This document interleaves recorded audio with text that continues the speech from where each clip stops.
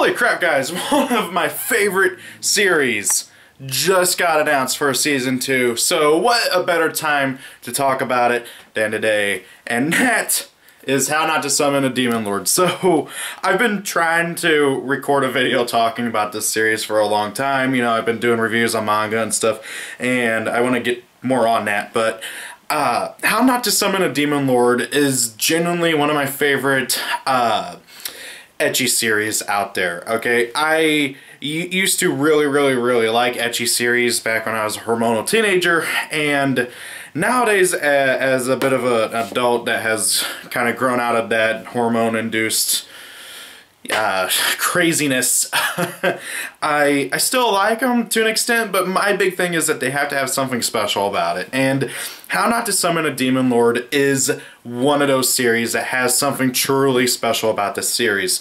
that makes me just absolutely love it. Like, seriously, I have all the manga that's currently out in America. I have the limited edition of the anime. I was about to buy the bunny figure of Shara, but that got sold out super fast. But I digress. This series is absolutely fantastic. So, what is it about? Well, it's an isekai for one thing, okay? Isekai, I can take it or leave it. If the series does something interesting with it, then for the most part, I'll give it a chance. Like, I loved That Time I Got Reincarnated as a Slime, and this series does something really interesting with it. Like, you know, for the most part, it's your standard bog-boring isekai, okay?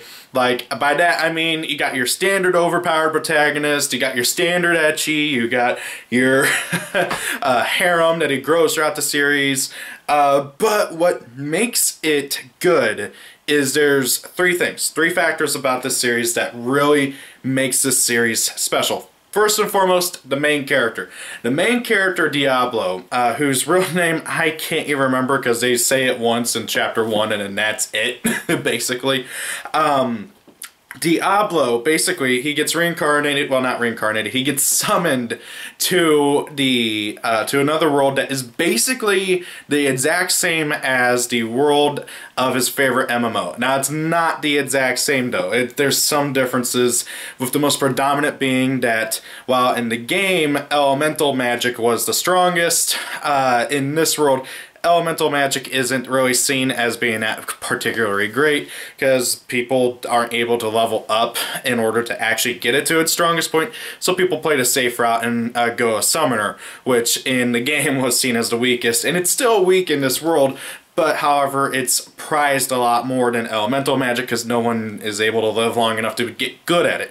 So him being summoned into this other world as his avatar Diablo, a demon lord who's capable of practically like country annihilating magic. If he really wanted to, he could take over the world, and if you really want that, yeah, Overlord. This is commonly called Overlord, but with I was about to say a 3-letter T word, but that would get me probably killed by YouTube. I don't know, breasticles, there we go.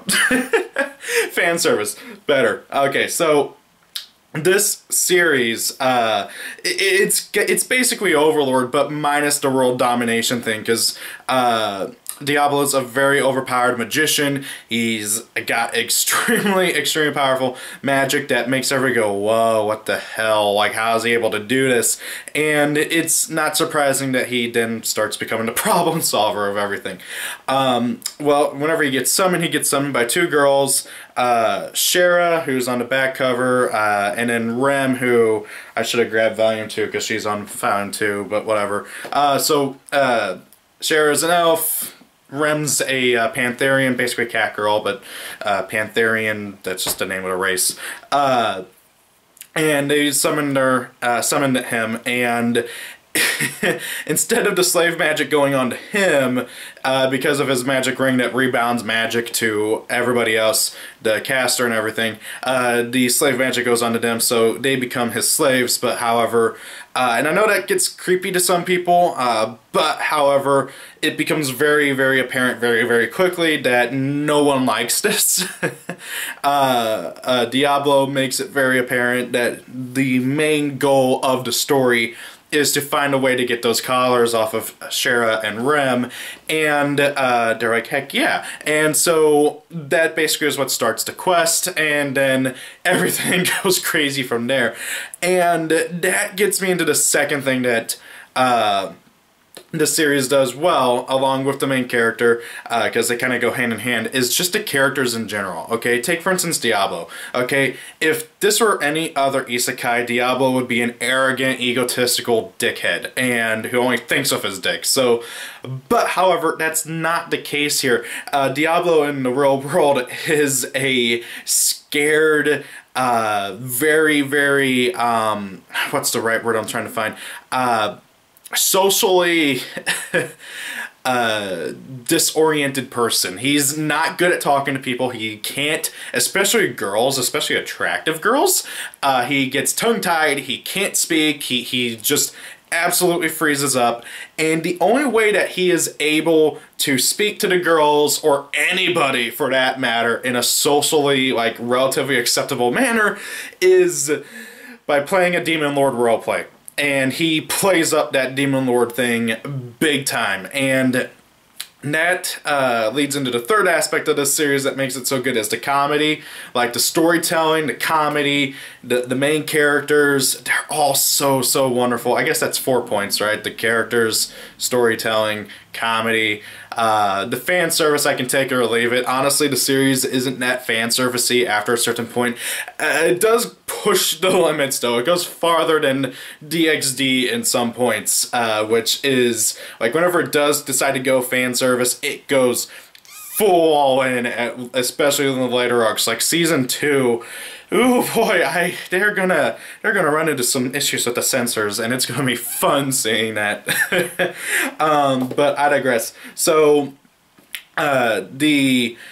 the characters are all written super, super well. The main character, of course, as I said, he's got this issue, so he's constantly playing up a Demon Lord roleplay, and that means he talks down to people, he belittles people, he yells at people, he, if he has to, like, thank somebody, he goes a roundabout way to do it to where he's thanking them, but not thanking them, and it results in some hilariously bad situations for him. Like, a lot of the trouble he gets into, he wouldn't be in if it wasn't for the fact that he can't talk to people unless he just acts like a total dick to them by playing this Demon Lord roleplay. A lot of the issues, like for instance, he gets himself into some trouble with the government because they're like, oh crap, there's a Demon Lord. So that is something that, like, he has to worry about constantly, especially later on. Like, oh my god, it just results in some absolutely fantastic set pieces and everything for later on in terms of his character and everything.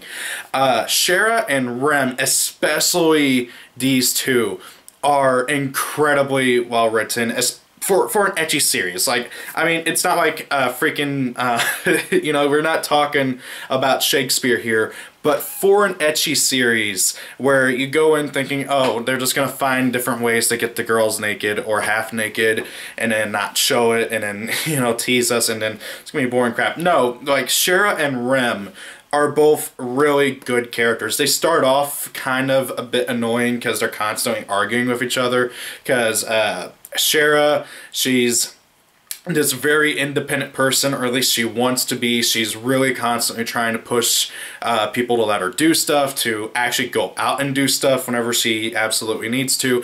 And that's her whole arc, is she wants to be her own person and be able to be a free person, because there is something about her that I don't really want to spoil. I'm trying to talk about this series without spoiling, but basically, Shara comes from a family lineage where she is required to, where she's basically grown up, babied all her life, and told how her life is going to play out. She doesn't want that anymore. She wants to be able to do what she wants to do and decide it on her own, and that leads to a lot of really good conflict.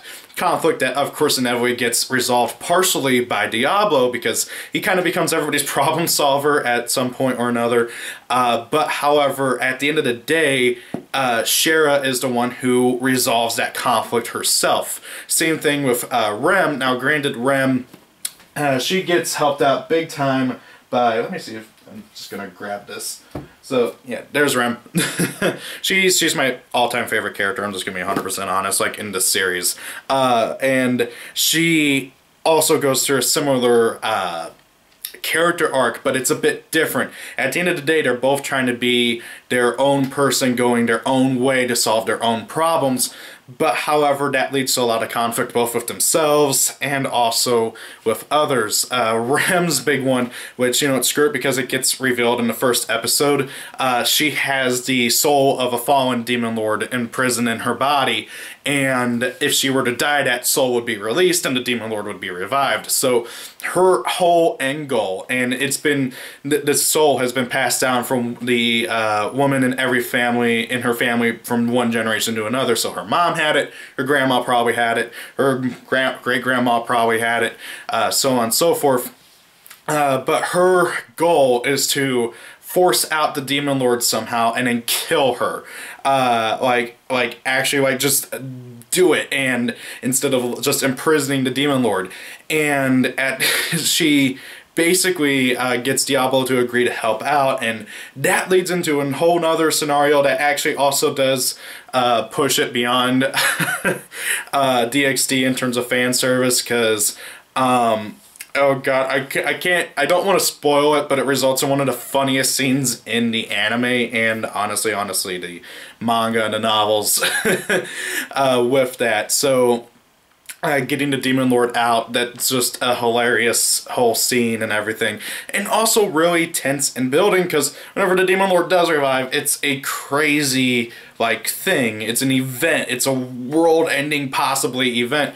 I mean, obviously it doesn't because the series is still going on, but I digress. So this is, the characters are just really great, and not even just these three. Like, I mean, they're the main three: Diablo, Shara, Rem. But there's the others. There's Sylvie, the Guildmaster. She's really good.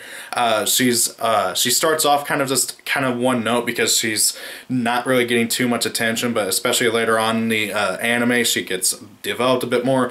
Emil, the only other male main character at the moment, or at least he's kind of been sidelined in the manga at the point where I'm at right now. But however, I've heard he comes back later on. He is another really great character. Something that, like, ecchi series need is multiple good male characters, not just a main one. You know, that's like one of the really good things with DxD.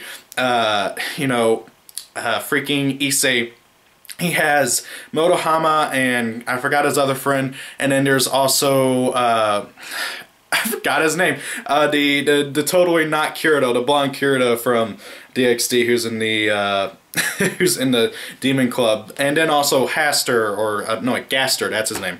That's 4 or 5 other boys that are main characters in DxD. Other than Diablo, at least at the point where I am, there's only other 2 main male characters. Granted, one character, after his arc's kind of done, he hasn't really been seen too much. Same thing with female. I'm hoping that they're going to come back because they have been set up as such really good male characters as well, so that's really great. Emil comes off as like this idiot, but however, he's got a heart of gold and he really does try to help people. So he's one of those lovable idiots that just is trying to help, although his obsession with being the ally to all women, I can't help but think of just like a stereotypical male feminist, but he's not one of those kinds of people. He's a lot better. Like, he's a true male feminist instead of a quotation male feminist, you know, the ones that people joke about and meme about all the time on the internet. But I digress. what else is there? Like, the soundtrack of the anime is overall great. The intro is fantastic. The animation of it, the music of it, it's just really good. The animation of the first season's pretty good too. They're switching studios for season 2, which concerns me, because the last time a anime switched studios, it did not turn out well. I'm looking at you, One Punch Man. But I'm hoping it turns out good. The first key visual they've shown off is really good. So hopefully maybe it's gonna be good. I'm hoping, because they did have to change some things with the anime, because no one thought this would get a second season. This series is surprisingly popular. Like, nobody I think realizes just how popular it is. Every time merch goes up on Amy or any of the other like big anime sites, it sells out quick. The bunny figure of Shara sold out like super quick. I would say other figures, but there are no other figures. I'm not joking here. I have been waiting for almost like a year and a half for the freaking Rem figure from Orca Toys to get released, but no, they showed off the prototype and haven't done a thing with it. That's like my biggest issue with the series. Well, that's not even like an actual issue with the series. It's just I want merch of it, and there is no merch. At least none that's like not going to cost me an arm and a leg. Other than that, my only real other issue with the series, there's two things, okay? The best way to experience Demon Lord's story is to read the novels, okay? I'm going to be 100% honest. You know, oh, it's an ecchi series. Why would you read an ecchi series in Word format, you know? And I totally get that. I didn't really understand why you would until I first started reading DxD, and I started reading Demon Lord's novels a few months back, because I got into it thanks to the manga, and then the anime was really good. But however, it really, like, okay, the anime, for instance, cuts out about 2 chapters worth of content. Actually, probably not even 2 chapters worth, but it feels like a pretty good chunk of content from the beginning of the series. They basically decided to cut that out so they could rush it to get to the good stuff. Because again, at the time when this came out, this wasn't as popular, so nobody thought that this would actually be like getting a season 2, so they tried to cram as much of the good stuff, and by good stuff I mean the actual story and the plot into it, because that like content that they cut out at the beginning, which is the characters walking from the summoning tower to the first town, is where there's a lot of world building. The main character, Diablo, he does a lot of testing with his magic on rocks. He talks to the girls. He gets to know them a bit more. We get to know a bit more about these characters, the world as a whole, before they get to the town, because they're walking to the town and talking, you know? I mean, that's kind of important for an isekai, but that's completely cut out from the anime, which is really annoying. It also cuts out one of the funnier jokes that the manga kept. Speaking of the manga, if you want to experience this in a visual form, the manga is another good way to go. Don't get me wrong, I love the anime, okay? The anime makes a good supplement to the novels and the manga, okay? So if you read the novels and the manga, or the manga, whichever one you want to go with, and then watch the anime, that's, I feel like, is the best way to go, because it's a good supplement to it, but they cut out so much, and they had to change so much with the ending, because, again, they didn't think that they would get a season 2, so they did. And I mean, back then they changed up some stuff. They didn't do anything to where like it'd be impossible to do a season 2 if they got greenlit somehow, but they changed some characterization and basically rushed a character's arc like very quickly. I'm not gonna spoil that character, because she's another one of the really, like, honestly I love all the characters in this. She's another really good character, and she they kind of rush her arc to kind of clear things up real quick. But however, so back to the manga. The manga is a pretty good, straightforward adaptation of the novel, at least in terms of a lot of the things, like with the events and everything. Like, for instance, they do have the walk from the tower and everything back to the town. There's a huge, like, paragraph. Let me see if I can find it. Never mind. So there's like a huge like paragraph of text at one point just to kind of do backstory and stuff.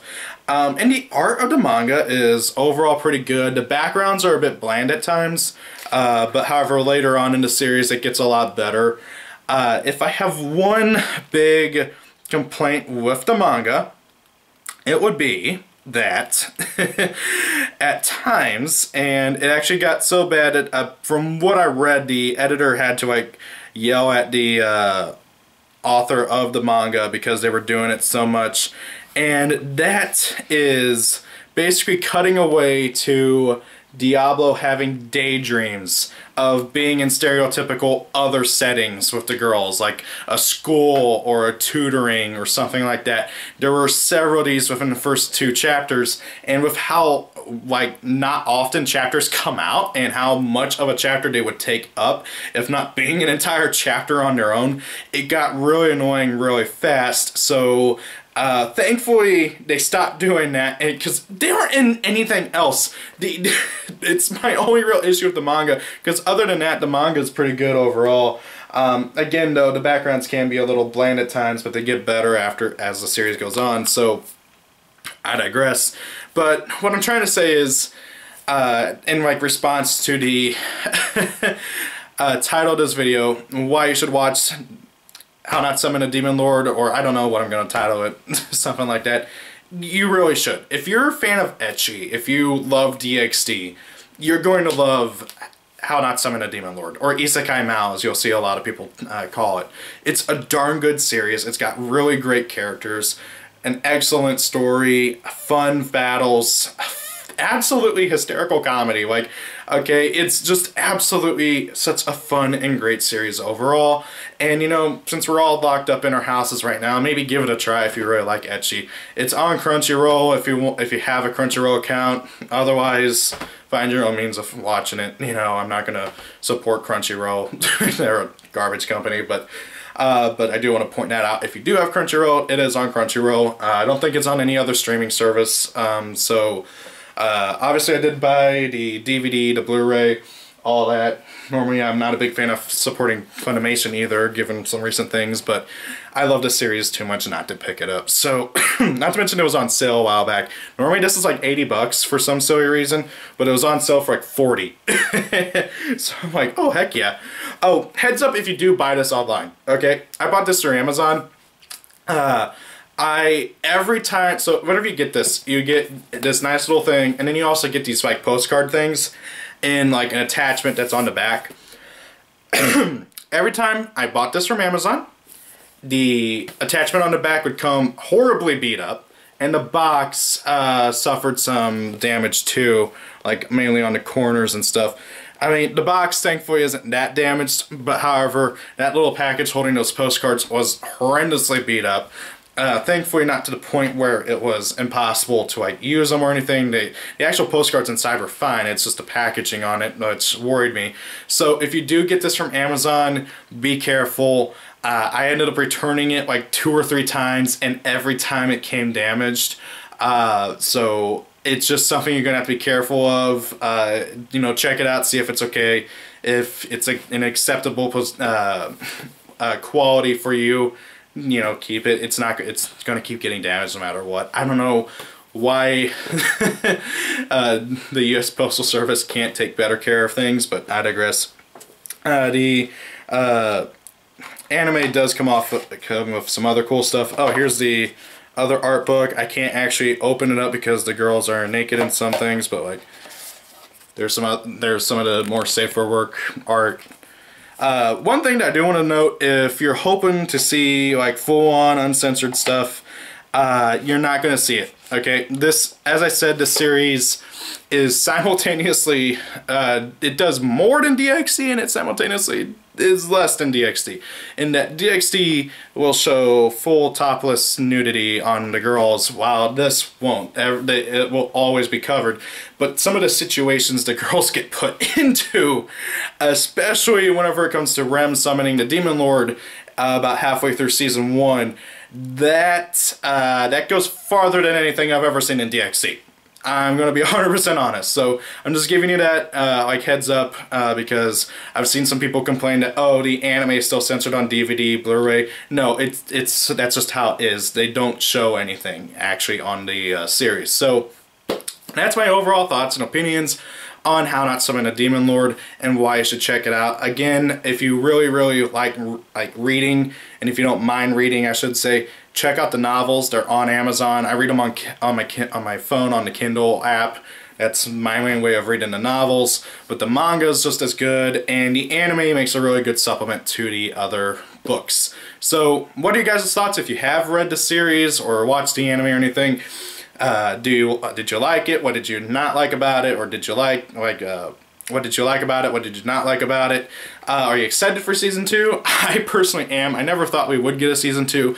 I'm hoping to God that since we are getting a season 2, maybe we might finally get a Rem figure. She's my favorite character, as I've said before. She's just overall really well put together for the character arcs and her story, and she's adorable. And I'll be honest, I prefer cat girls over elves, just as a personal thing. So I'm hoping we finally get that figure from Orca Toys of her, or if not, maybe we'll get like a bunny girl version of her too, like with Shara, which would actually go really well with it. But who knows? Who knows? I mean, like, I really don't. So anyways, guys, thank you all for watching. Have a great day. If it's your birthday, happy birthday, and see you all later. Peace out. Goodbye.